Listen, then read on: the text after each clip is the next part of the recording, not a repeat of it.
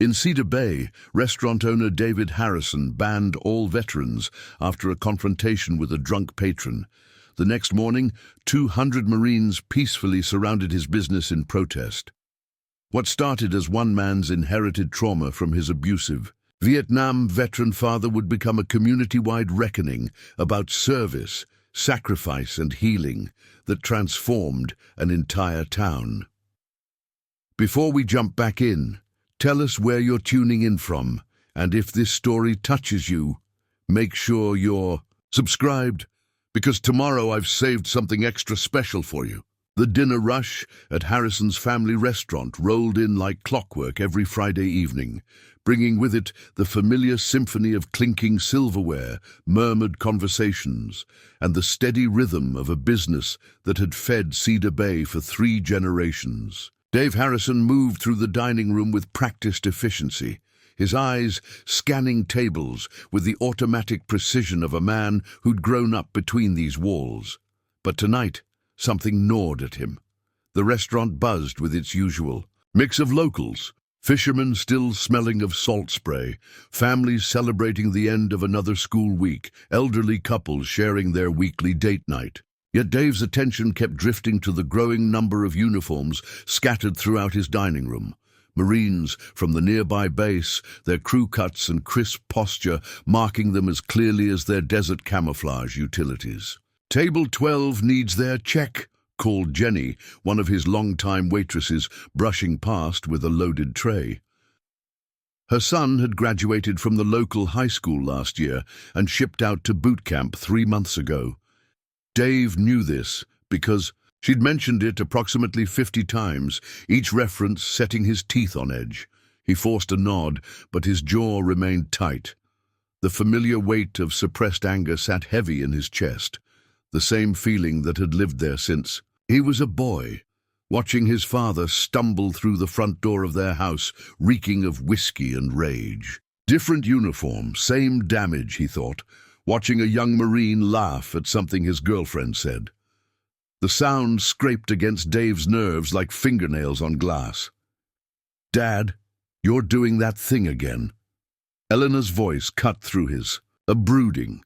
His 17-year-old daughter appeared at his elbow, her dark hair pulled back in the practical ponytail she wore for her weekend shifts. Her brown eyes held that particular mix of affection and exasperation that only teenagers could master. "What thing?" Dave asked, though he knew exactly what she meant. "That thing where you look like you're planning someone's funeral." Elena balanced a pitcher of water against her hip. "Mrs. Chen asked for extra napkins 15 minutes ago, and you've been standing here staring at Lieutenant Rodriguez's table like they're plotting an invasion." Dave's gaze flicked to the table in question, where a young Marine officer sat with what appeared to be his parents. The father wore a veteran's cap, Vietnam by the look of it. The sight sent an unwelcome jolt through Dave's system, memories threatening to surface like oil on water. "I'll get the napkins," he muttered. "Dad." Elena's voice carried a warning. "Whatever's eating at you tonight, don't let it—" Her words were cut short by a loud crash from the far corner of the restaurant. Dave's head snapped toward the sound, his body already moving before his mind fully processed what he was seeing. Tommy Morrison stood swaying beside an overturned chair, his face flushed red above his ratty Desert Storm veteran's cap. The man, Dave knew only as Tank, had been a semi-regular for the past few months. Always alone, always drinking, always carrying himself like a man barely holding the pieces together. Tonight, those pieces seemed to be scattering across Dave's dining room floor. "You people," Tank slurred, his voice carrying across the suddenly quiet restaurant. "You have no idea. No goddamn idea what we've sacrificed for your comfortable little lives." The Marine officer's father had half risen from his seat, concern etched across his weathered features. "Son, maybe you should—" "Don't son me!" Tank's voice cracked like a whip.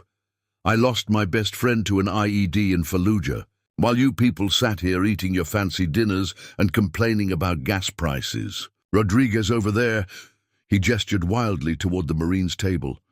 He knows what real sacrifice looks like. The dining room had gone dead silent. Dave felt every eye in the place, felt the weight of expectation settling on his shoulders like a lead blanket. This was his restaurant, his responsibility. He should handle this quietly, professionally. But Tank wasn't finished. Ungrateful, Tank spat, his bloodshot eyes sweeping across the civilian faces. Every last one of you, living free because better men than you bled for it, and you can't even be bothered to say thank you. The words hit Dave like a physical blow. Suddenly he was 8 years old again, cowering in the hallway as his father's drunken voice echoed. Through their house, you don't know what I've been through, what I've sacrificed. Ungrateful little bastards, all of you. The taste of copper filled Dave's mouth. His vision narrowed to a tunnel, Tank's swaying figure at the center, the careful control he'd maintained for decades, through his father's rages, through the funeral, through every interaction with every veteran who'd walked through his doors, snapped like an overstretched wire. Enough! His voice carried across the restaurant with deadly quiet. Tank turned toward him, eyes struggling to focus. What? I said enough. Dave moved through the tables like a man walking underwater, every step deliberate and final. You want to talk about ungrateful? You want to talk about sacrifice? Dad, don't. Elena's voice seemed to come from a great distance, but Dave was already beyond hearing, beyond caring. The words poured out of him like poison from a wound. My father came back from your precious war and spent the next 10 years beating the hell out of his family. Every night, drunk and angry and convinced the world owed him something. Is that the sacrifice you're talking about? Tank's face went slack. The restaurant held its collective breath. So here's what's going to happen, Dave continued, his voice rising with each word. You're going to leave my restaurant right now, and you're never coming back. And neither is anyone else who thinks putting on a uniform gives them the right to terrorize civilians. The silence stretched like a taut wire. Then Tank laughed, a bitter, broken sound. Figures, he said. Should have known better than to expect anything different from people like you. Something in Tank's tone, the resignation, the familiar weight of rejection, should have given Dave pause, should have reminded him that the man standing before him was just another broken soul looking for a place to belong. Instead, it pushed him over the edge. Get out, Dave snarled, grabbing Tank by the arm and hauling him toward the door. Get out and don't come back. And that goes for all of you. He turned to face the room, his chest heaving, 30 years of suppressed rage finally finding its voice. No more veterans in my restaurant. Not one.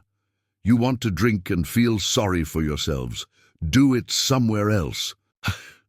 The words hung in the air like smoke from a fire. Elena stood frozen, her face white with shock. The Marine officer slowly rose from his seat, his parents' faces mirrors of confusion and hurt. Jenny dropped her tray, the crash echoing through. The silence. Then the exodus began. The Marine's family filed out without a word. 2 other tables of military personnel followed, their faces carefully blank. Within minutes, half of Dave's dining room had emptied. Congratulations, Elena said, her voice shaking with a mixture of fury and heartbreak.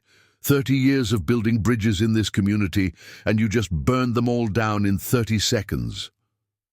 Dave stood in the center of his suddenly hollow restaurant, the weight of what he'd done settling over him like a shroud. Through the window, he could see Tank stumbling toward the parking lot, his shoulders bent with defeat. Behind him, Ruth Harrison emerged from the kitchen where she'd been, overseeing the evening prep. His mother's weathered face showed no surprise, only a grim satisfaction that sent ice through Dave's veins. About time, she said quietly. About damn time someone said what needed saying. Dave looked around at his decimated dining room, at his daughter's tear-stained face, at the remaining customers who stared at him like he'd just revealed himself as something monstrous. The breaking point had finally come, and in its wake, Dave realized he had no idea what came next. Dave stood frozen in the center of his restaurant, the echo of slamming doors still reverberating through the half-empty dining room. The remaining patrons sat in stunned silence, their meals growing cold as they processed what they'd just witnessed. Elena's tear-stained face burned in his peripheral vision, but he couldn't bring himself to meet her eyes. "Dad!" Her voice cracked on the single word. "What have you done?" Before he could answer, Jenny approached with shaking hands, her server's apron bunched in her fists. "Mr. Harrison, I can't. My son Michael is at Paris Island right now. He's going to be a Marine." Her voice barely rose above a whisper. "I can't work somewhere that... I'm sorry, but I quit." She untied her apron and laid it on the nearest table with the careful precision of someone performing a funeral rite. 2 more servers followed her lead, their faces masks of disappointment and betrayal. Within minutes, Dave's staff had dwindled to Elena and old Mrs. Patterson, who'd been washing dishes at Harrison's since before Dave was born. "This is what happens," Ruth Harrison said from the kitchen doorway, her voice carrying the satisfaction of a woman whose bitter worldview had finally been validated. "This is what they do. Turn people against each other, demand loyalty they never earned." "Mom, stop!" Dave's words came out hoarse. The adrenaline was fading now, leaving him feeling hollow and exposed. "Stop! I should have said something. Years ago, when you started letting them parade through here in their uniforms, expecting special treatment." Ruth's Irish accent grew thicker when she was angry, as it had during all those terrible nights when Dave's father would come home drunk and violent. "Your father came back from Vietnam a broken man, and the government that broke him didn't give a damn about putting him back together." Elena whirled on her grandmother, fury blazing in her dark eyes. "That's not their fault. Miguel's family immigrated here with nothing, and he joined the Marines to serve the country that gave them a chance. Lieutenant Rodriguez grew up in poverty and used the military to get an education. They're not the enemy, Grandma." "Elena," Dave started. "No!" Elena's voice cut through the restaurant like a blade. "Don't you dare try to explain this away. Miguel is my friend. His squad leader lost both legs in Afghanistan and still volunteers at the VA hospital. These are good people, Dad, and you just..." She gestured helplessly at the empty tables. Through the front windows, Dave could see the first of them. Mrs. Chen pulling out her phone as she walked to her car, her fingers flying over the screen. Tom Bradley, whose son had served 3 tours in Iraq, shaking his head as he helped his wife into their truck. The Morales family, who'd been coming to Harrison's every Friday for 5 years, their teenage daughter looking back at the restaurant with confusion and hurt. The phone behind the bar started ringing. Then Elena's cell phone. Then Dave's own phone, vibrating insistently in his pocket. "Don't answer that," Ruth said sharply. "Let them rage. They'll get tired of it soon enough." But Elena was already swiping to answer her phone. "Miguel? Yes, I know. I was here. I'm so sorry. No, don't come back tonight, please. Just let me talk to him first." She ended the call and fixed Dave with a look that made him feel smaller than he had since childhood. "Miguel says Colonel Rodriguez wants to meet with you. Tonight. She's at the base, but she'll come here if..." "Absolutely not." Ruth's voice brooked no argument. "We don't negotiate with terrorists." "They're not terrorists," Elena exploded. "They're our neighbors. They shop at our stores. Their kids go to our schools. They volunteer at the food bank. What is wrong with you people?" The phone rang again. This time Dave answered, his hand trembling slightly. "Harrison's restaurant." "Dave, it's Patricia Sullivan." The mayor's voice carried the careful neutrality of a politician walking a tightrope. "I'm getting calls, a lot of calls, about what happened tonight." Dave sank onto a bar stool, suddenly feeling every one of his 43 years. "Patricia, I need to know if this is really your position. A blanket ban on all military personnel. Because if it is, I've got base commanders asking me about the town's official stance, and I've got veterans organizations talking about organizing boycotts. This is bigger than your restaurant now, Dave. Through the window, Dave could see more cars leaving the parking lot. But they weren't just driving away. They were gathering in small groups, people talking in urgent, animated clusters. Word was spreading with the viral efficiency that only small towns could manage. I don't know, Dave admitted, the words scraping, his throat raw. I don't know what my position is. Well, you better figure it out fast, because I've got Channel 8 News calling me, asking about a viral video of the incident. Someone posted it on social media, and it's already got 3,000 shares. Dave's stomach dropped. A video? Mrs. Chen's granddaughter was live streaming her dinner for her friends. She got the whole thing. Patricia's sigh was audible through the phone. Dave, I've known you since you were in diapers. Your family has been part of this community for generations. But I've also got 2 sons in the military, and if this escalates... I understand, Dave said quietly. Do you? Because from where I'm sitting, it looks like you just declared war on 1/3 of this town's population. The line went dead. Dave set the phone down with hands that had developed a noticeable tremor. Good, Ruth said firmly. Let them show their true colors. We always knew where their loyalties really lay. But Elena was staring at her phone screen, her face pale. Dad, you need to see this. She turned the phone toward him, showing a social media post that was already accumulating hundreds of comments. The video was grainy but clear enough. Dave's face twisted with rage as he physically removed Tank Morrison, his voice carrying clearly as he announced his ban on all veterans. The comments were brutal. Veterans from across the region were sharing their own stories of discrimination, of coming home to a country that feared them. Military families were organizing boycotts, not just of Harrison's, but of the entire town.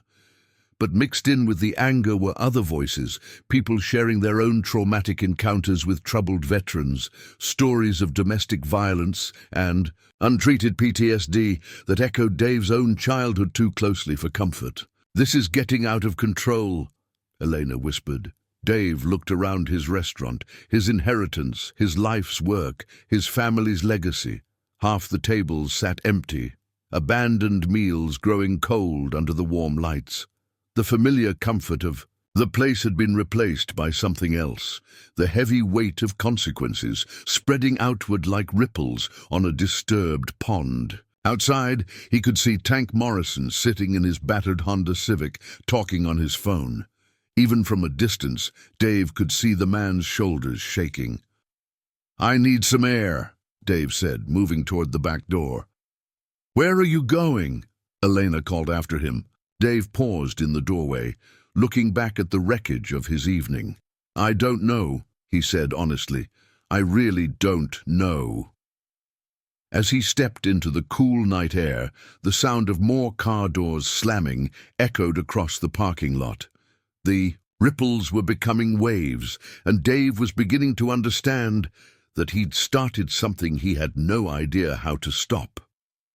The cool night air did nothing to quiet the storm in Dave's head. He stood behind Harrison's restaurant, leaning against the brick wall where 3 generations of his family had taken their smoke breaks, where his grandfather had taught him to gut fish, where his father had once cornered him during one of his drunken rages. The irony wasn't lost on him, seeking refuge in the same spot where he'd learned to fear men in uniform. His phone buzzed incessantly. Text messages, missed calls, social media notifications. The digital wildfire was spreading faster than he could have imagined. Dave turned the phone face down on the dumpster lid and tried to think. Inside the restaurant, he could hear Eleanor's muffled voice as she attempted to manage the remaining customers and field phone calls. His daughter, 17 years old and already more mature than he'd ever been, cleaning up the mess he'd made with his decades of unprocessed rage. The back door opened with a soft creak. Elena emerged, her face etched with exhaustion and something that looked dangerously close to disappointment. "The last table just left," she said quietly. "Mrs. Patterson went home. It's just us now." Dave nodded, not trusting his voice. "Dad, I need you to understand something." Eleanor's tone carried the careful control of someone trying not to scream. Miguel called back. "Colonel Rodriguez isn't planning retaliation. She's organizing a peaceful demonstration for tomorrow morning. 200 Marines standing in formation around our restaurant." The words hit Dave like cold water. "What? She wants to make a statement about service and sacrifice, about the military's place in the community." Elena's voice cracked slightly. "They're not coming to hurt you, Dad. They're coming to show that they won't be erased by hate." Dave's mind reeled. 200 Marines in formation around his restaurant. The image conjured memories of childhood nightmares, faceless soldiers marching through his dreams, their boots echoing his father's heavy footsteps on the stairs. "They can't do that," he said weakly. "Actually, they can. It's a peaceful demonstration on public property. Mayor Sullivan already confirmed it." Elena studied his face with those two knowing eyes. "Miguel says Colonel Rodriguez wants to meet with you. Not to fight, but to understand. She thinks there might be more to this than just prejudice." Before Dave could respond, Ruth Harrison's voice called from inside the restaurant. "David, get in here, now." They found Ruth in the dining room, standing before the mounted television that usually played silent local news. But tonight, the volume was turned up, and Dave's own face filled the screen, a freeze frame from the viral video, captured at the moment of his explosive rage. Incident at Harrison's family restaurant has sparked a community-wide debate about civilian-military relations, the news anchor was saying. The restaurant owner's ban on veterans has drawn support from some quarters, particularly from families affected by veteran-related domestic violence. Dave's blood turned to ice. They'd found the other story, the one he'd spent his adult life trying to bury. The report cut to an interview with Dr. Sarah Winters, a local psychologist who specialized in trauma therapy. "We have to remember that military families often bear invisible wounds. PTSD, untreated trauma, and substance abuse can create cycles of violence that affect entire communities. Sometimes what looks like prejudice is actually self-protection." "Turn it off," Dave said, hoarsely, but Ruth was transfixed, a grim smile playing at the corners of her mouth. Finally, someone is telling the truth about what these wars do to families." Elena grabbed the remote and killed the volume, her face pale. "Is that what this is about, Grandpa?" The question hung in the air like smoke. Dave found himself unable to answer, unable to explain the complex knot of fear, anger, and inherited trauma that had exploded out of him tonight. His phone rang. Patricia Sullivan again. "Dave, we have a problem," the mayor said without preamble. "The base commander is asking for an emergency meeting with town leadership. They want to discuss the demonstration tomorrow, make sure it doesn't escalate into something worse." "Something worse?" "Counter-protesters, Dave. There are groups coming in from outside the county, people who see this as part of some larger culture war. Veterans' rights groups, but also..." Patricia's voice dropped. "Also some groups that aren't as peaceful in their intentions." Dave sank into a chair, the weight of unintended consequences crushing down on him. "I never wanted..." "I know what you wanted doesn't matter now. What matters is what happens next." Patricia's voice carried the authority of someone who'd spent her career managing crises. "Colonel Rodriguez is a good woman, Dave. I've worked with her on community events. She's not looking for a fight." After ending the call, Dave found Elena, staring out the front window. In the parking lot, a lone figure sat on the hood of a battered Honda Civic. Tank Morrison, still there after all this time. "He hasn't left," Elena observed. just sitting there making phone calls. Ruth made a dismissive sound, probably calling his drinking buddies, planning some kind of revenge. But something in Elena's expression suggested she saw something different. "Dad, when was the last time someone stood up for Tank? When was the last time anyone cared enough about him to get angry on his behalf?" The observation struck Dave like a physical blow. In his rage, in his moment of explosive prejudice, he'd somehow become the villain in Tank Morrison's story too. The broken veteran who'd triggered his outburst wasn't an enemy. He was just another casualty of wars that kept creating new, walking wounded. "I should talk to him," Dave said quietly. "No." Ruth's voice was sharp. "You've done enough talking for one night." But Elena was already moving toward the door. "I'll talk to him." "Elena, don't." "Someone has to, Dad. Someone has to start building bridges instead of burning them." Dave watched through the window as his daughter approached Tank Morrison's car. The conversation was brief, but he could see the moment when Tank's defensive posture softened, when Elena's words seemed to reach something human in him. When she returned, Elena's face carried a mixture of sadness and determination. "His name is Tommy," she said. "He's living in his car because he lost his apartment. The restaurant was one of the few places where he felt normal, where people didn't look at him like he was broken." The words cut deeper than any accusation could have. Dave realized that in trying to protect himself from his father's ghost, he'd become the very thing he'd feared, someone who used power to hurt the powerless. "Tomorrow," Elena continued, "when those Marines come, they're not coming as enemies. They're coming as people who've been told they don't belong in their own community.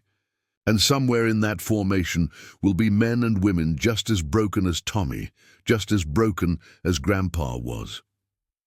Dave looked at his daughter, 17 years old and already wiser than he'd ever been, and felt something shift in his chest.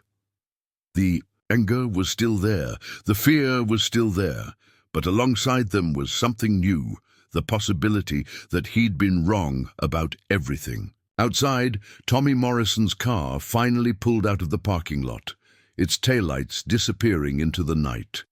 But Dave knew he'd be back tomorrow, along with 200 Marines and a community forced to confront the cost of old wounds left untreated. The war was coming to Cedar Bay, whether he was ready for it or not. Dave barely slept. He'd lain in his childhood bedroom above the restaurant, the same room where he'd once hidden under his bed while his father raged downstairs, staring at the ceiling and listening to the occasional car pass on the street below. Each set of headlights that swept across his wall brought back memories he'd spent decades trying to bury. At 5:47 a.m., his phone buzzed with a text from Elena. "Dad, you need to see this." He stumbled to the window and peered through the blinds. His heart stopped. They were already there.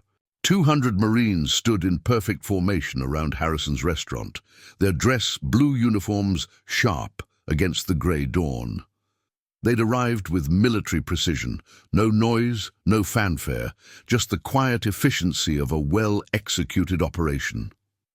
The sight was both magnificent and terrifying, like watching a carefully orchestrated piece of theater designed to make a point he wasn't ready to understand. Colonel Sarah Rodriguez stood at the formation's front, her bearing conveying authority without aggression. She held a megaphone, but it remained silent at her side. The Marines weren't chanting or shouting.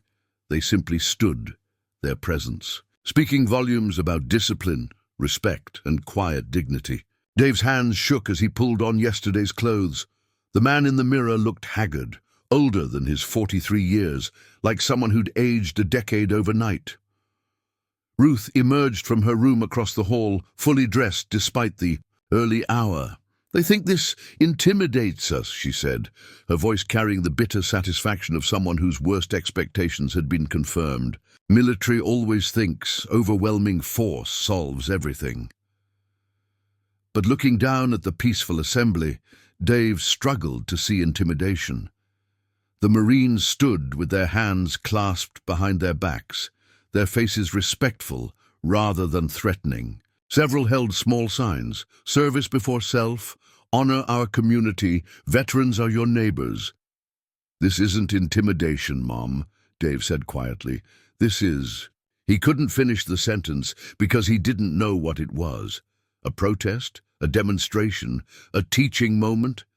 All he knew was that 200 human beings had gotten up before dawn to make a statement about belonging, and he was the reason they felt they needed to. The sound of car doors slamming drew his attention to the street. Channel 8. News had arrived, followed by crews from 2 other stations. Then came the civilians, townspeople drawn by curiosity, some supportive of the demonstration, others clearly uncomfortable with the military presence. Dave's phone rang. Mayor Sullivan. "Dave, I need you to come outside," Patricia said without preamble.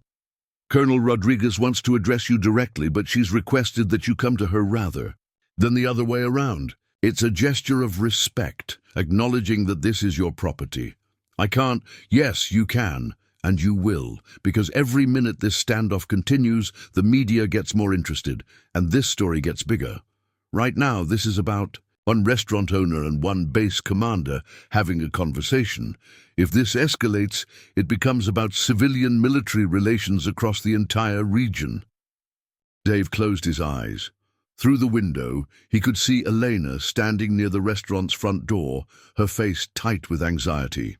She'd gotten dressed for work, despite everything, her server's uniform pressed, her dark hair pulled back, ready to face whatever came next, with the dignity he seemed to have lost. "5 minutes," Patricia continued. "Just come outside and listen to what she has to say. If you don't like it, you can go back inside, but give her the chance to speak."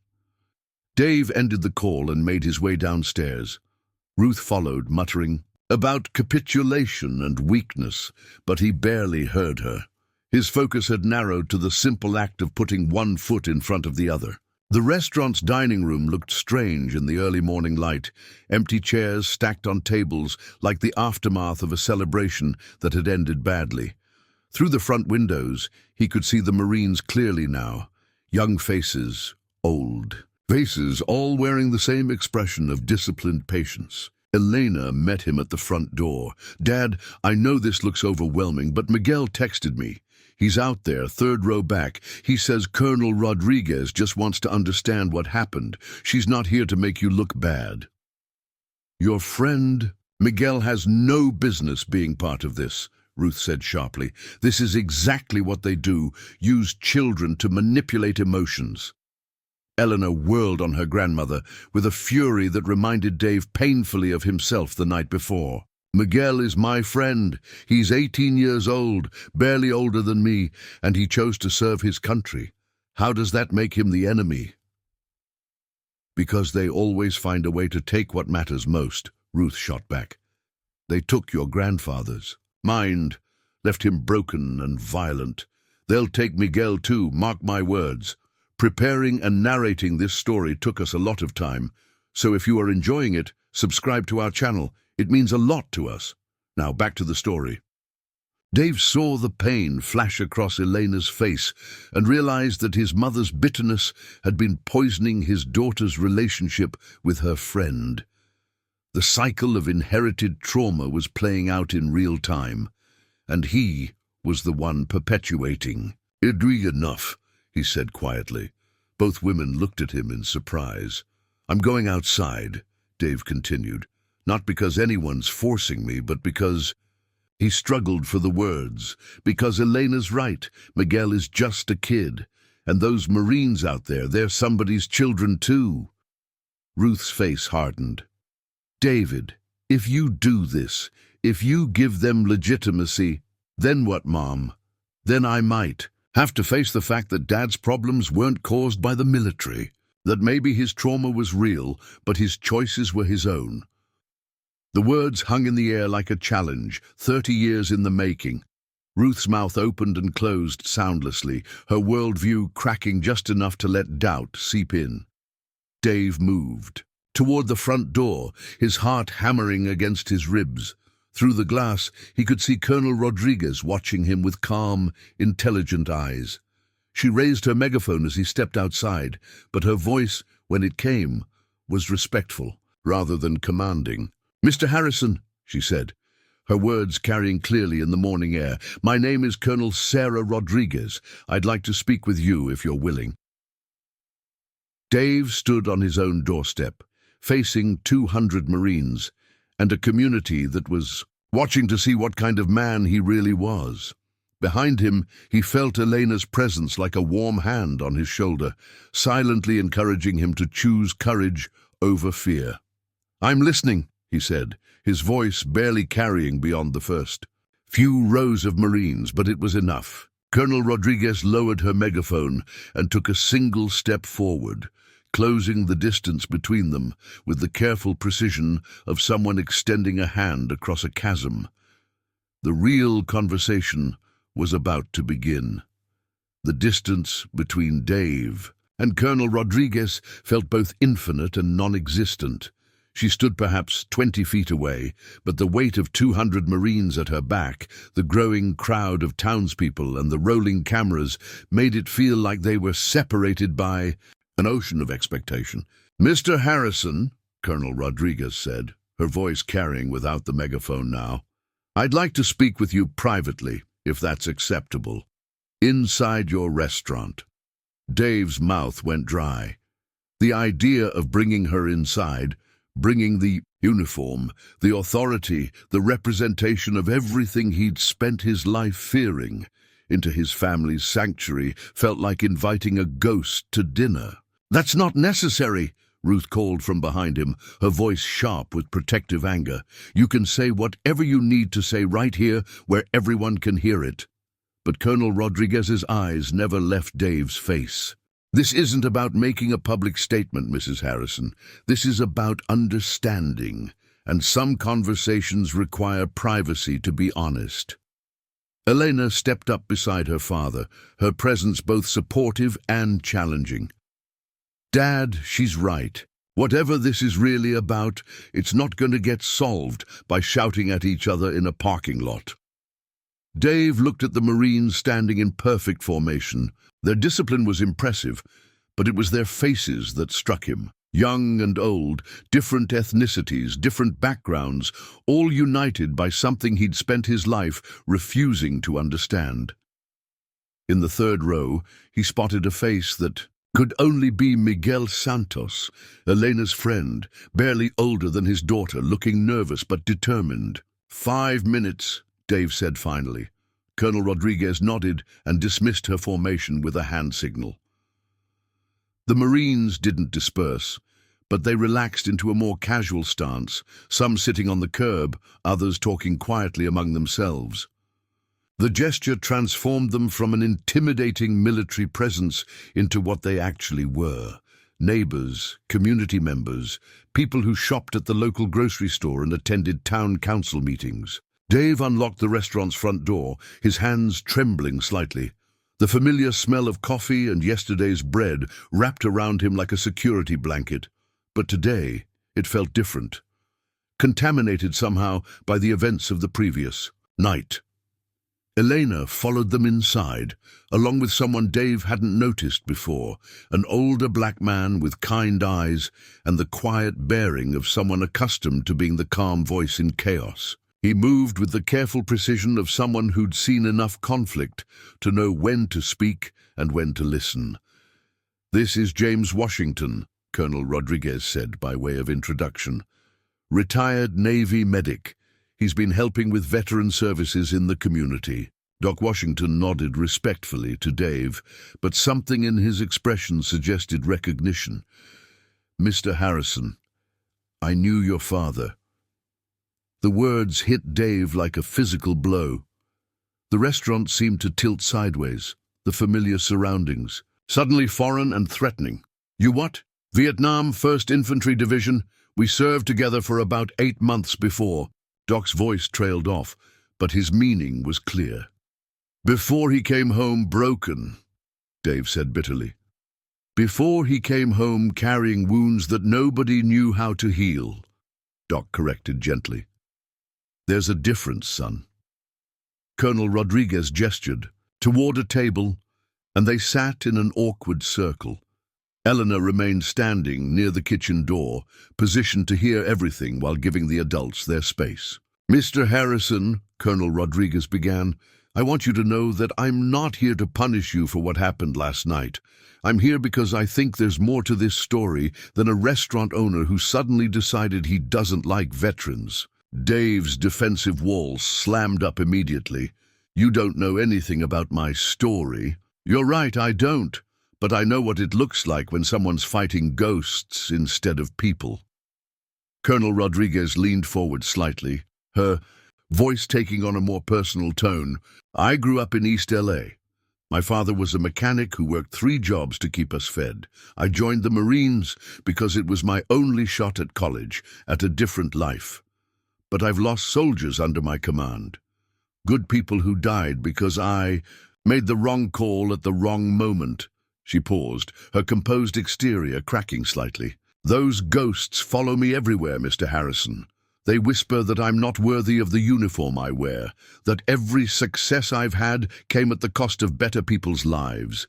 And when I'm tired, when I'm scared, when I'm overwhelmed, those whispers get louder. Dave found himself listening, despite his resistance. There was something in her voice that reminded him of Elena, of fundamental honesty that cut through pretense. Last night, Colonel Rodriguez continued, when I heard about what happened here, my first instinct was anger. How dare this civilian judge us, dismiss our service, treat us like criminals? But then I started thinking about the man who triggered your reaction. Tommy Morrison. Do you know his story? Dave shook his head, though Tank's broken posture and desperate anger were burned into his memory. 3 tours in Iraq, lost his best friend to an IED, came home to a wife who couldn't handle his nightmares, and a VA system that was so backed up he waited 8 months for his first therapy appointment. By then, he'd already started self-medicating with alcohol. Elena made a soft sound of distress. Doc Washington reached into his jacket and pulled out a small notebook, worn with years of use. Your father, Doc said quietly, was one of the bravest men I ever served with. Saved my life twice in the Mekong Delta. But after we lost our squad, leader in an ambush, something changed in him. He started talking about home, like it was another country, like the people there could never understand what we'd seen. He came home and beat the hell out of his family for 10 years, Dave said flatly. Yes, Doc agreed without flinching. He did, and that was wrong. But it wasn't because he was evil, son.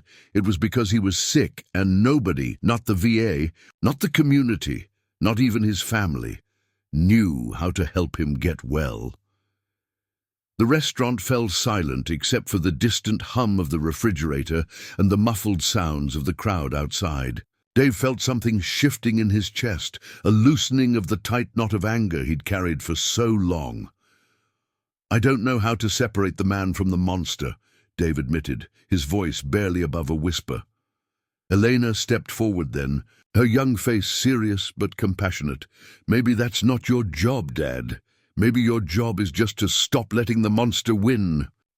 Colonel Rodriguez smiled for the first time since entering the restaurant. Your daughter's wise, Mr. Harrison. The question is, what do we do now? Because those Marines outside aren't going anywhere until they know that their service matters to this community. And Tommy Morrison is sitting in his car in the parking lot, waiting to see if anyone gives a damn about his story. Dave looked around his family's restaurant, seeing it through new eyes. For 3 generations, it had been a place where the community gathered, where differences were set aside over shared meals and conversation. Last night, he'd turned it into a battlefield. I don't know, he said honestly. That's okay, Colonel, Rodriguez replied. Not knowing is where understanding begins. Doc Washington's weathered hands moved carefully as he opened his worn notebook. the pages yellowed with age and filled with decades of careful notes. The silence in the restaurant was heavy, expectant, as if the very walls were holding their breath for the story about to unfold. "Your father's name was Patrick Harrison," Doc began, his voice carrying the measured cadence of someone who'd told difficult truths many times before. "We called him Shamrock because of his accent and the way he could make anyone laugh, even in the worst situations. He was 22 when we shipped out, already married to your mother, already talking about the restaurant he was going to run when he got home." Dave felt Elena's hand rest gently on his shoulder, anchoring him as Doc's words began to paint a picture of a man he'd never known. His father before the war, before the alcohol, before the rage that had defined Dave's childhood. "Tell me about the day that changed him," Colonel Rodriguez said quietly. Doc's eyes grew distant, seeing something 30 years in the past. March 15th, 1969. We were on a routine patrol near the Cambodian border. Intelligence said the area was clear, but intelligence was wrong about a lot of things back then. He turned to a specific page in his notebook, his finger tracing lines of faded ink. We walked into an ambush, coordinated attack, at least 24 VC fighters positioned in the tree line. The restaurant seemed to fade away as Doc's voice transported them to a jungle half a world away, where young men who should have been working in restaurants and starting families were instead fighting for their lives in a war most of them didn't understand. "Patrick saved 6 men that day," Doc continued, "pulled them out of the kill zone one by one, while machine gun fire tore up everything around him. But we lost our squad leader, Sergeant Williams, good man, had a baby daughter back home. Patrick held him while he died, promised to write to his wife, tell her." Doc's voice caught slightly. "Tell her that Williams died thinking about her and the baby." Dave found himself leaning forward, despite his resistance to the story. This wasn't the father he remembered, the violent drunk who'd terrorized his family. This was someone else entirely. "The letter," Doc said softly. "Patrick spent 3 weeks writing that letter to William's widow. Must have started over 20 times, trying to find the right words. When he finally sent it, something broke in him. He started talking about how the people back home would never understand, how they were sitting comfortable while good men died for nothing." "That's when the anger started," Elena said. It wasn't a question. Doc nodded. But it wasn't anger. At first, it was guilt, survivor's guilt. Why did he live when Williams died? Why did he get to go home to his family when William's daughter would grow up without a father? The anger came later, when the nightmares started, when he couldn't sleep, when every loud noise made him hit the ground. Colonel Rodriguez had been listening with the focused attention of someone who recognized the story being told. PTSD, but they didn't call it that then. Shell shock, combat fatigue, weak nerves. They had lots of names for it, but no real treatment, Doc confirmed. The VA gave him some pills and told him to readjust to civilian life. Might as well have told him to readjust to breathing. Underwater. Through the restaurant's front windows, Dave could see the Marines still maintaining their peaceful demonstration. Some were talking quietly with townspeople who'd approached them, answering questions, sharing their own stories. The sight should have triggered his usual anxiety, but instead he felt something else, a strange mixture of sadness and recognition. He tried to get help, Doc continued, flipping to another page in his notebook. "I know because he called me. Twice after we got back. First time was about 6 months after discharge. Said he was having trouble sleeping, drinking too much, getting angry at Ruth and the baby for no reason. I told him to go to the VA, talk to someone." "What happened?" Dave asked, though part of him already knew. 8-month waiting list. For psychiatric services. They offered him group therapy with a chaplain once a week. 15 guys in a church basement talking about readjustment challenges. Patrick went twice, said it was useless. The other guys were either in complete denial or so broken they couldn't function. Doc turned to a page covered in phone numbers and dates. Second time he called was 2 years later, said he'd hit Ruth. First time he'd ever laid a hand on her, and he was terrified of what he was becoming, begged me to help him understand why he couldn't control his temper. The words hit Dave like a physical blow. He'd spent his entire life believing his father was simply a monster, that the violence was a choice, a character flaw. The idea that it might have been something else, something treatable, something that could have been prevented, was almost too painful to process. I failed him, Doc said simply. I was dealing with my own demons, barely keeping my head above water. I gave him some advice about meditation, about finding healthy outlets for anger. I should have driven down here, should have intervened more directly, but I was young, and I didn't understand how serious it was. Eleanor had moved to sit beside her father, her presence warm and steady. What happened next? I lost touch with him after that, heard through the grapevine that he was drinking heavily, that the restaurant was struggling. Then, about 10 years later, I heard he'd died. Liver failure. I came to the funeral, stood in the back. Saw you there, Doc said, looking directly at Dave. You were maybe 15, trying to hold your mother up while she cried. Angriest-looking kid I'd ever seen. Dave remembered that day. The relief mixed with guilt, the way Ruth had sobbed not just with grief, but with something that looked almost like gratitude that the ordeal was finally over. He'd stood there dry-eyed, feeling like a failure for not being able to mourn properly for the man who'd made his childhood a nightmare. I should have introduced myself then, Doc continued. Should have told you about the man your father was before the war broke him. But I was a coward. I let you grow up thinking he was just evil, when the truth was so much more complicated. Colonel Rodriguez leaned forward. The truth is that good people can do terrible things when they're trapped in pain they don't understand. Your father wasn't evil, Mr. Harrison. He was sick, and the system that should have helped him heal failed him completely. Dave felt tears. He hadn't cried in decades, burning behind his eyes. But that doesn't excuse what he did to us. The fear, the violence. No, Doc agreed firmly. It doesn't excuse it. Nothing excuses hurting your family. But understanding the cause doesn't mean accepting the behavior. It means learning from it, making sure the next generation of veterans gets the help your father never received. Elena's voice was soft but clear. It means breaking the cycle, Dad. It means seeing Miguel and Tommy Morrison and all those Marines outside as individuals, not as symbols of what Grandpa became. Dave looked around the restaurant.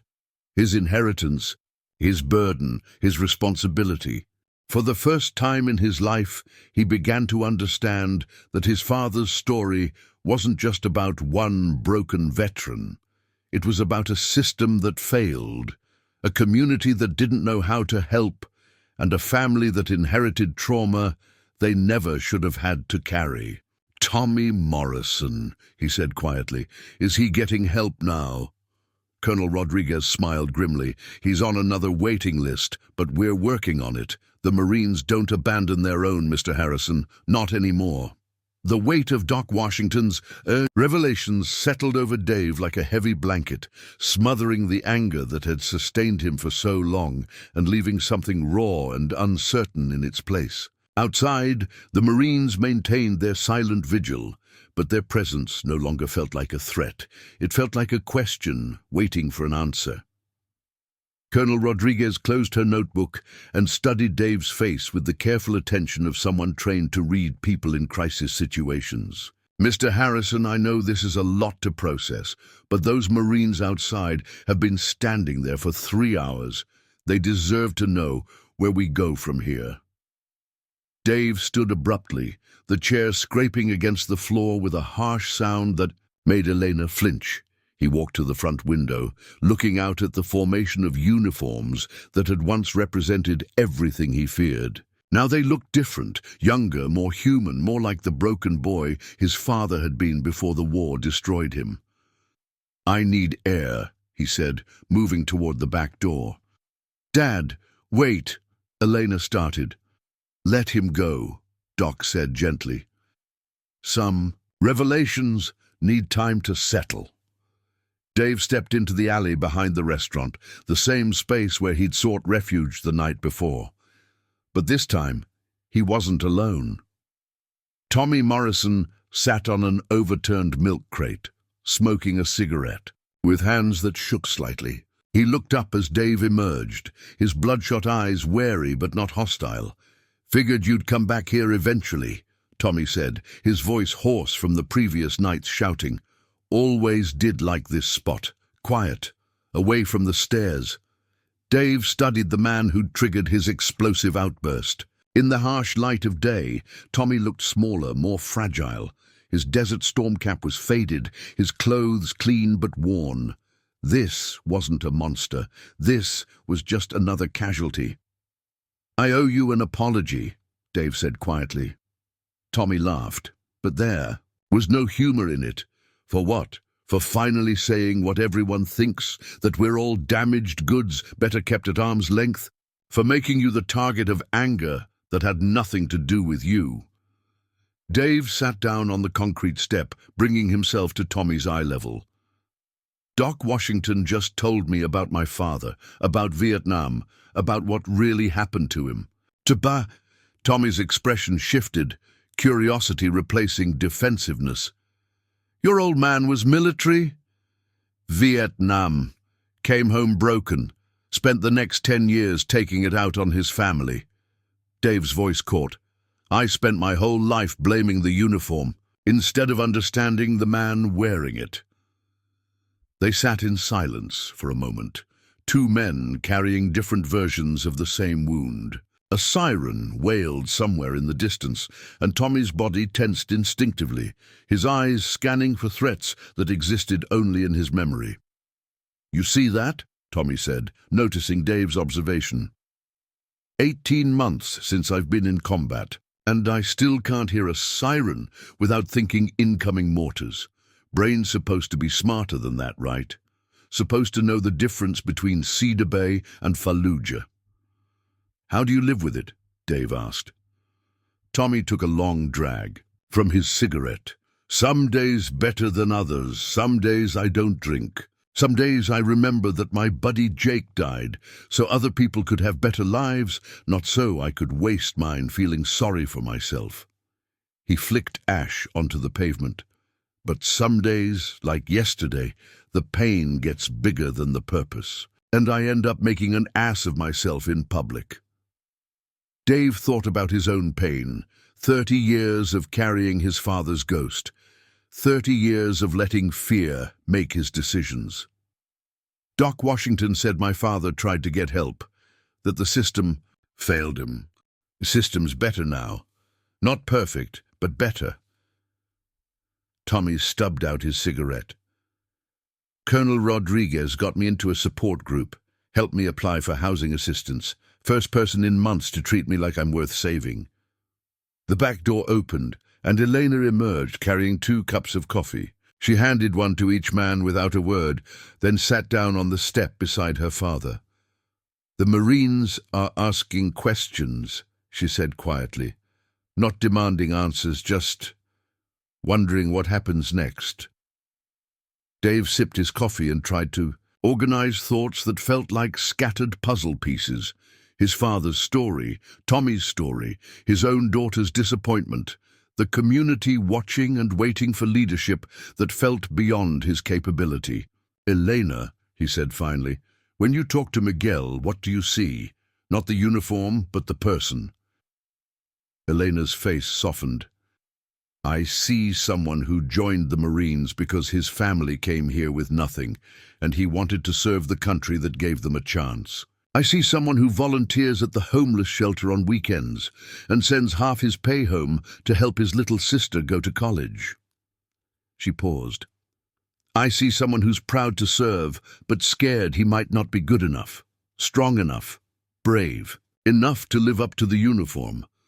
Sounds familiar, Tommy said dryly. Scared of not being worthy of the sacrifice others made for you. Dave felt something loosening in his chest, like a knot that had been tied too tight for too long, finally beginning to unravel. For 30 years, he'd seen military service through the lens of his father's destruction, but Eleanor saw it through the lens of hope, purpose, community service. I want to talk to them, Dave said suddenly. Elena nearly spilled her coffee. The Marines, all of them. I want to understand what I've been fighting against all these years. Dave stood, feeling steadier than he had since the previous evening. But first, I need to do something else. He turned to Tommy. I was wrong last night. Wrong about you. Wrong about what you represent. You're not my father, and I had no right to treat you like you were. Tommy's eyes filled with something that might have been hope. Does this mean I can come back? The restaurant, I mean. It's one of the few places where I feel normal. Dave felt tears burning behind his eyes as he realized what he'd almost destroyed. Not just a man's dignity, but his last connection to feeling human in a world that had moved on without him. It means you're always welcome here, Dave said. But more than that, I want to help. Doc says you're on a waiting list for housing assistance. 8 months, maybe longer. We've got an apartment above the restaurant. It's small, nothing fancy, but it's clean and quiet. Dave's words came faster as the idea took shape. You could work here too if you want. Nothing glamorous, kitchen prep, dishwashing, but it's honest work and it comes with a place to live. Tommy stared at him in disbelief. Why would you do that? Because my father never got the help he needed, and it destroyed my family. Because you deserve better than living in your car. Because, Dave struggled for the right words, because someone has to break the cycle. Elena was crying now, openly and without shame. Dad, I'm so proud of you. Through the back door they could hear voices. Doc Washington and Colonel Rodriguez discussing next steps, planning for a conversation that would either heal a community, divide, or make it worse. Are you ready for this? Tommy asked. Dave looked at his daughter, at the broken veteran who was teaching him about courage, at the restaurant that represented 3 generations of his family's dreams and failures. No, he said honestly, but I'm ready to try. He walked back into his restaurant, leaving the alley where he'd hidden from his responsibilities for the last time. The Marines were waiting, and he finally had something to say to them. Dave stood in the doorway of his restaurant, looking out at the sea of dress blue uniforms that filled the street. The morning sun had climbed higher, casting long shadows across the asphalt where 200 Marines maintained their disciplined formation. News crews had multiplied, their cameras capturing every moment of what had become the most significant event in Cedar Bay's recent history. Colonel Rodriguez appeared at his shoulder, her presence both reassuring and intimidating. Mr. Harrison, if you're going to address them, now would be the time. The media attention is only going to grow, and my Marines have been standing at attention for 4 hours. Eleanor squeezed his hand. You don't have to do this alone, Dad. We're all here. But Dave knew this was something he had to face by himself. 30 years of inherited anger and misdirected blame had led to this moment, and only he could take responsibility for the damage he'd caused. He stepped outside, and the effect was immediate. Conversations stopped. Camera operators adjusted their angles. The Marines remained at attention, but Dave could feel the weight of 200 pairs of eyes focused on him with laser intensity. Mayor Patricia Sullivan emerged from the crowd, her face tense with political calculation. Dave, whatever you're planning to say, remember that the whole region is watching. This affects more than just your restaurant. I know, Dave said, quietly. That's exactly why I have to say it. He walked to the center of the formation, Colonel Rodriguez flanking him on one side, Elena on the other. Tommy Morrison emerged from the restaurant behind them, his presence adding an unexpected element to what was about to unfold. Dave had never spoken to a crowd this large, had never faced this kind of scrutiny. His hands trembled as he looked out at the assembled faces, some curious, some skeptical, some openly hostile. In the third row, he spotted Miguel Santos, Elena's friend, whose young face carried a mixture of hope and wariness. "My name is David Harrison," he began, his voice barely carrying beyond the first few rows. Colonel Rodriguez gestured to a news crew, and suddenly a microphone was thrust toward him, amplifying his words across the crowd. "This restaurant has been in my family for 3 generations, Dave continued, his voice growing stronger. "My grandfather built it as a place where the community could come together, where differences could be set aside over a shared meal. Last night, I betrayed that legacy." A murmur ran through the crowd. Some of the Marines shifted slightly, though they maintained their formation. I banned all veterans from this establishment because of my own fear, my own unprocessed trauma, my own failure to separate the actions of one broken man from the service of thousands of honorable people. Dave's voice cracked slightly. That broken man was my father. He told them about Patrick Harrison, the young soldier who'd saved 6 lives in Vietnam, who'd held a dying squad leader and promised to write to his widow, who'd come home carrying wounds that no one understood how to heal. He spoke about the cycle of violence that had defined his childhood, about growing up afraid of military uniforms because they represented the man who terrorized his family. "I let that fear turn into prejudice," Dave admitted, his words carrying clearly in the morning air. "I let my father's untreated trauma become my own hatred. And last night, when Tommy Morrison, a veteran struggling with his own invisible wounds, reached his breaking point in my restaurant, I didn't see a fellow human being in pain. I saw the ghost of my father, and I lashed out." Tommy stepped forward then, his weathered face showing both pain and dignity. "Mr. Harrison is telling the truth about me," he said, his voice hoarse but clear. "I was drunk, I was angry, and I said things that hurt people.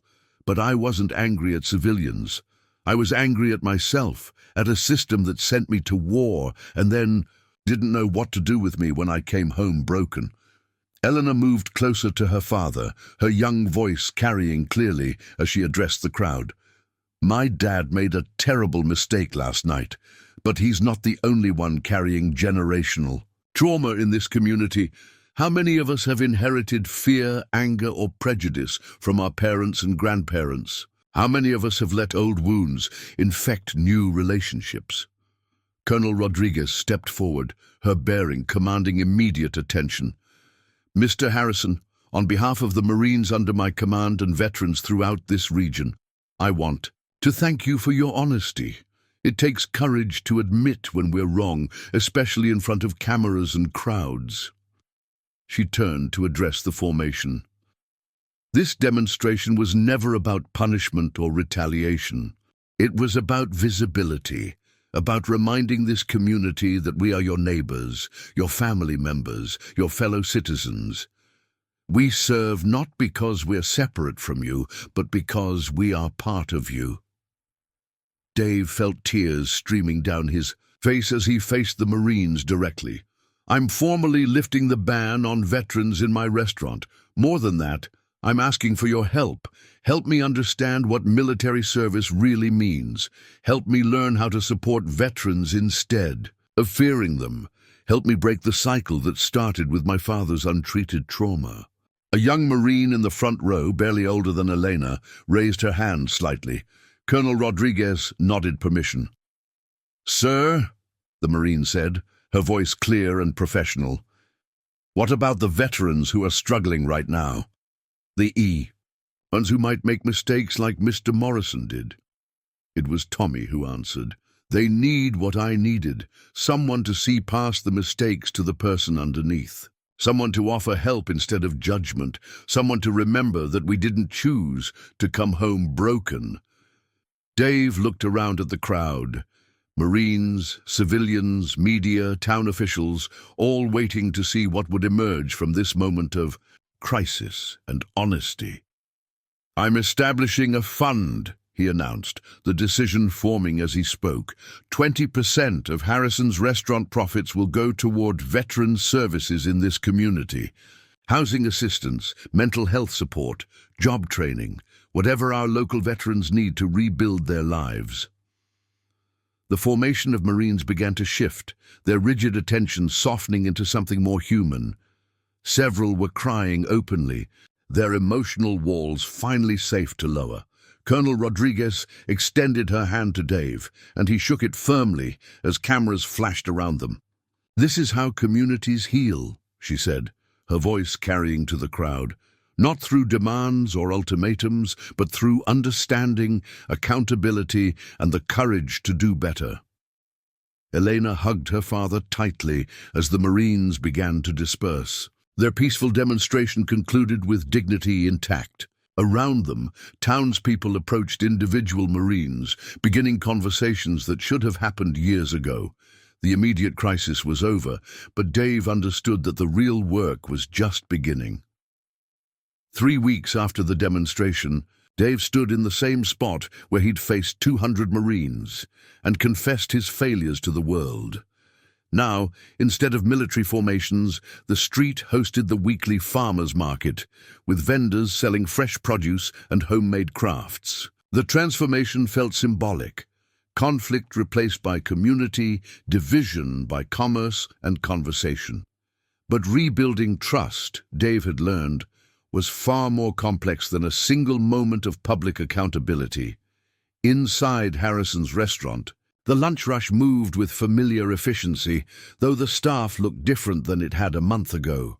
Jenny had returned, tentatively at first, after Dave's public apology and his commitment to change. 2 new servers had joined the team, Maria Santos, Miguel's aunt, and Derek Williams, a Navy veteran whose steady presence had helped other military customers feel welcome again. Tommy Morrison worked in the kitchen now, his movements careful and deliberate as he prepped vegetables for the evening service. The apartment above the restaurant had given him stability, and the work had given him purpose, but Dave could see the daily struggle in Tommy's eyes. The constant battle between the man he'd been and the person he was trying to become. "Table 6 is asking about the Veteran Support Fund," Maria called over the pass. "They want to know how to make a donation." Dave nodded, wiping his hands on his apron. The fund had grown beyond his initial commitment. Community members, inspired by the public reconciliation, had contributed nearly $15,000 in 3 weeks. The money was already helping. 2 veterans had received emergency housing assistance, and a new support group met every Tuesday evening in the restaurant's private dining room. Elena appeared beside him, balancing a tray of drinks. At 17, she moved through the restaurant with the confidence of someone who'd found her purpose. The community dialogue sessions she'd organized had drawn participants from across the county, creating space for difficult conversations about military service, civilian responsibility, and inherited trauma. "Dad, Colonel Rodriguez is here," Elena said quietly. "She wants to talk about the outreach program." Dave looked across the dining room to where Colonel Rodriguez sat with Doc Washington, their heads bent over a thick folder of documents. Over the past 3 weeks, their relationship had evolved from antagonists to unlikely allies, united by their shared commitment to healing community wounds. "Mr. Harrison," Colonel Rodriguez stood as he approached their table. "We've got the preliminary results from the mental health screening program at the base."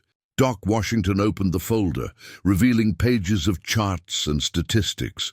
37 Marines requested counseling services in the 3 weeks since your public statement. That's more than we typically see in 6 months. "Because they finally feel safe asking for help," Colonel Rodriguez added. "And me see a cited de tome. Your willingness to admit your own struggles with inherited trauma gave them permission to acknowledge theirs." Dave sank into a chair, overwhelmed by the unintended consequences of his moment of honesty.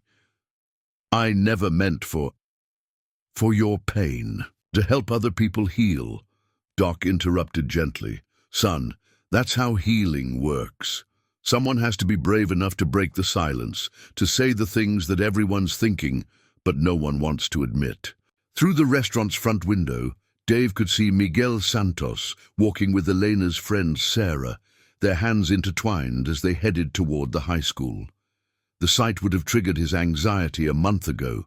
Another uniform, another reminder of his father's ghost. Now he felt something different, hope that the next generation might avoid the mistakes that had defined his own. There's something else, Colonel Rodriguez said, her tone shifting to something more personal. I've been talking with the base commander about implementing a new program, family counseling services for military families dealing with deployment stress, reintegration challenges, relationship issues. That's good, Dave said, though he wasn't sure why she was telling him. We want you to be part of it. Not as a counselor, you're not qualified for that, but as someone who understands the civilian side of military trauma. Someone who can help military families navigate their relationships with their home communities. Dave stared at her in disbelief. You want me to counsel military families after what I did? Because of what you did, Doc corrected. Because you've lived with the consequences of untreated military trauma, and because you found a way to transform that pain into something constructive. Eleanor appeared at his shoulder, having overheard the conversation. Dad, you should do it. You have something important to share. The perspective of someone who's been hurt by military trauma but learned to separate the person from the system. I don't know anything about counseling, Dave protested. You know about inherited trauma, Colonel Rodriguez said firmly. You know about how fear gets passed down through generations, how untreated wounds can poison entire families. That's expertise that can't be taught in a classroom. Tommy emerged from the kitchen, wiping his hands on a dish towel. His presence at the table felt natural now, though Dave still sometimes did a double take at seeing a veteran move so comfortably through his family's space. She's right, Tommy said, settling into an empty chair. In group therapy, the most powerful moments come when someone shares their story, really shares it, with all the ugly details and difficult truths. Your story could help families understand that recovery is possible. Dave looked around the table at this unlikely collection of people who'd become his advisors, his support system, his friends. A Marine colonel who'd taught him about dignity under pressure. A Navy medic who'd helped him understand his father's true story. A broken veteran who'd shown him the difference between the person and the problem. His daughter, who'd inherited his capacity for love rather than his capacity for fear. What would I say to them? Dave asked. The truth, Doc replied simply, that military families carry invisible wounds, that those wounds can infect civilian relationships if they're not treated properly, that understanding the source of trauma doesn't excuse harmful behavior, but it's the first step toward healing. Elena squeezed his shoulder. And that healing is possible, Dad, that people can change, families can break destructive cycles, communities can learn to do better. Dave felt the familiar flutter of anxiety in his chest, but alongside it was something new, a sense of purpose that extended beyond his restaurant, beyond his personal redemption. The idea of helping other families avoid the pain his had endured felt both terrifying and necessary. When would this start? He asked. Colonel Rodriguez smiled. Whenever you're ready. But Dave, this isn't about becoming perfect. It's about being honest, being present, and being willing to keep learning. Outside, the farmers' market was winding down, vendors packing their unsold produce and folding their tables. Soon, the street would return to normal traffic, normal rhythms, normal life. But normal had been redefined in Cedar Bay, transformed by the recognition that healing required both individual courage and community commitment. "I'll do it," Dave said quietly. "Not because I have all the answers, but because I've learned some hard truths that might help other people avoid my mistakes." The real work of rebuilding trust, he realized, wasn't just about returning to what had been broken. It was about creating something better than what had existed before. 6 months later, Cedar Bay hummed with the energy of transformation.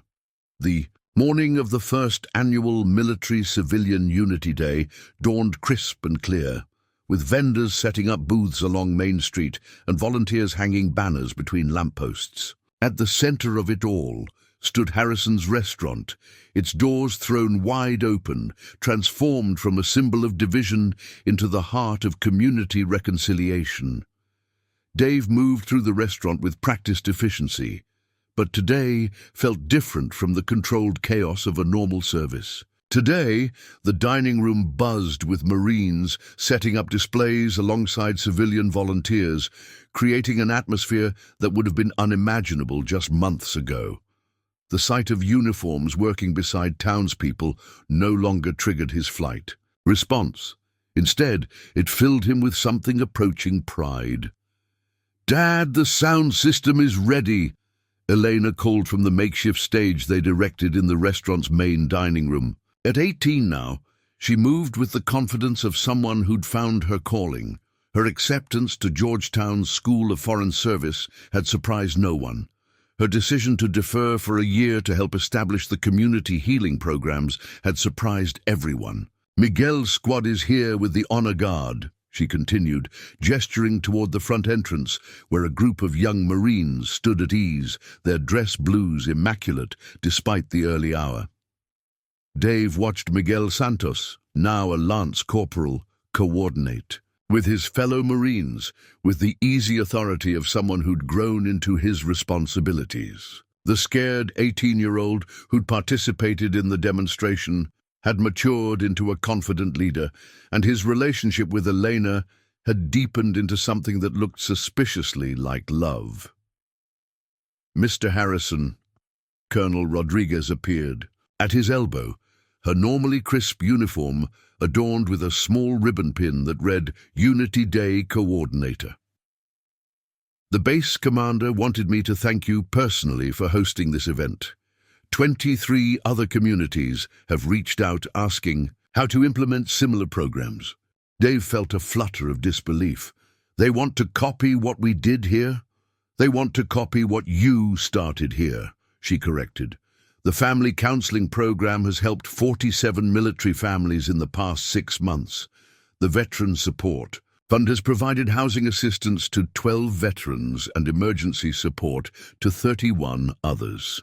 And the community dialogue sessions have created a model for civilian-military cooperation that other bases are studying." Through the restaurant's front windows, Dave could see the crowd gathering on Main Street. Families with young children, elderly veterans wearing their service medals, teenagers from the high school, business owners who'd initially been skeptical of the changes but had come to embrace the community's new direction. Tommy Morrison emerged from the kitchen carrying a tray of appetizers, his movement steady and confident.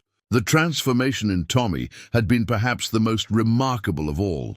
From a broken man living in his car to the restaurant's head prep cook and the unofficial coordinator of veteran services in Cedar Bay. The apartment above the restaurant had given him stability, but it was the work itself that had given him purpose. "The appetizers for the VIP reception are ready," Tommy announced, setting the tray on the pass. "Doc Washington wants to know if you're ready for your speech." Dave's stomach clenched. Public speaking still terrified him, but he'd learned that fear wasn't always a reason to avoid doing what was necessary.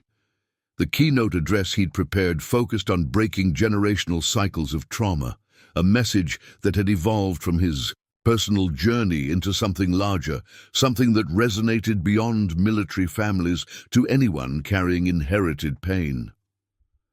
5 minutes, Dave said, straightening his tie. Ruth Harrison appeared from the kitchen, her movements slower now, but her presence still commanding. At 73, Dave's mother had undergone her own transformation over the past 6 months. The bitter woman who'd encouraged his prejudice had gradually given way to someone willing to confront her own role in perpetuating family trauma. "Your father would be proud," Ruth said quietly, her Irish accent softer now, less edged with anger.